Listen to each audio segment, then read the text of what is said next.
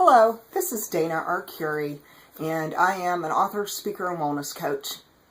Today I would like to talk about how the wellness industry is needing to make some changes in how they share their products, benefits, and testimonies. And so to begin with, the FDA has actually been in existence since the 1930s. They do have specific regulations and restrictions for natural alternatives, wellness companies. This could greatly impact consumers who use wellness products, as well as businesses who retail and represent natural alternatives and holistic products. This also does include the food industry as well. Also farming. So actually everyone is touched by the FDA in some form or another. It's not just about medication anymore. It's about having the whole piece of pie and not wanting to give a slice to anyone else. And so today I have some notes, and I'd like to talk about some methods that representatives of wellness companies can use to safely share your products and share your testimony, but without stepping on the toes of the FDA. And so one idea is to just go over the basics. The basics are this. It is a regulation within the FDA that you, as a representative of a holistic company or any form of supplements and natural products, that you do not state that you could cure or prevent a disease, disorder, or any medical condition. Okay, so number one, you cannot state that you could cure any disease, disorder, and you cannot say that your product prevents it. Okay, so that's number one. Number two is when you are sharing, say, your own personal testimony or someone else's story of how a natural alternative or some form of supplement has helped and benefited this individual or a group of individuals, you cannot use terminology that will share a diagnosis, a medical condition, a disorder, or a medical disease.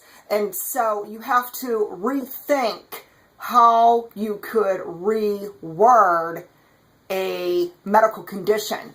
And so really it's taking a condition, and we're just going to use hypothyroidism for an example. So instead of sharing your hypothyroid as a medical diagnosis, you are going to leave the medical diagnosis and eliminate that. And instead you could rephrase by your symptoms. So you might say, I have no energy. I have chronic exhaustion. I don't sleep well. I can't lose weight. I have some aches and pains. I have some, mood challenges that I'm dealing with. You could just reword how you share what you're experiencing with this hypothyroidism without saying it's hypothyroidism.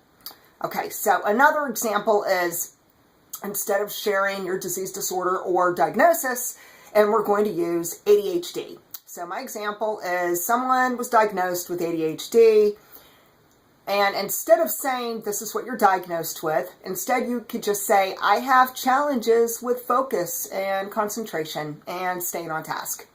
You could say something like that. So you could more so focus on your symptoms versus your actual disorder. Another example is pain. And there are so many medical diagnoses out there that cover the area of pain. For one person, it might be they have sciatica. Another person might have, the frozen shoulder, bursitis, epicondylitis. A lot of them end with the itis, which means inflammation of. And so nevertheless, you have something going on physically in your body and you hurt. So instead of giving a diagnosis, and let's just say sciatica, Instead, you just say, I have some inflammation. I have pain. And so if you are having these wonderful results from a natural product, you could just state, I'm really having great results. My pain is greatly reduced.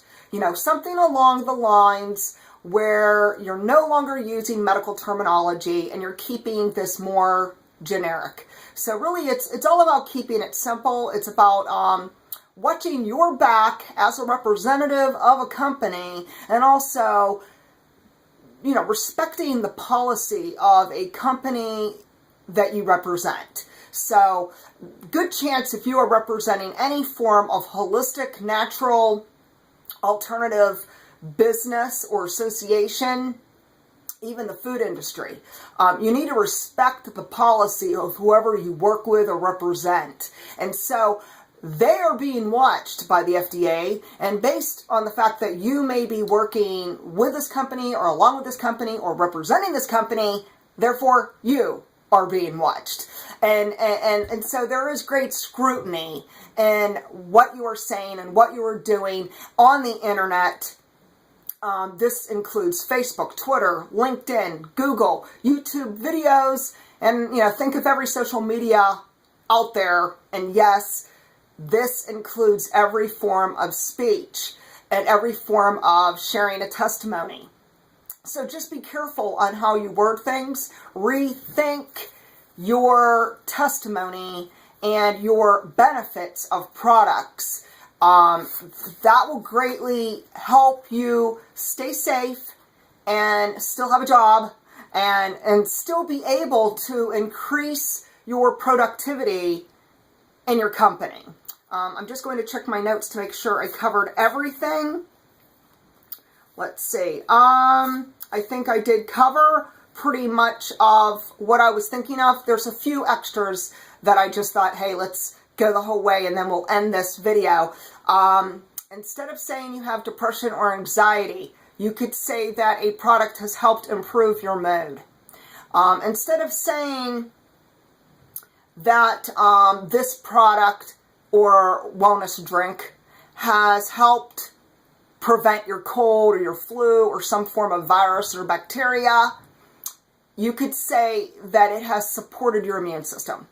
Instead of saying a diagnosis, disease, or disorder, always use another form. And in reality, this could actually make things a lot more simple for the consumer who may be looking at your Facebook page or watching your videos, and they can maybe relate to you more when you just say aches and pain, or when you say lack of energy. They get it, because if they are struggling with this, then it resonates within them, because that is what they are facing. And so you could still reach out, you could still share your story, because it is powerful, and I encourage you to continue walking forth in your passion to share wellness. And thank you. Have a great day.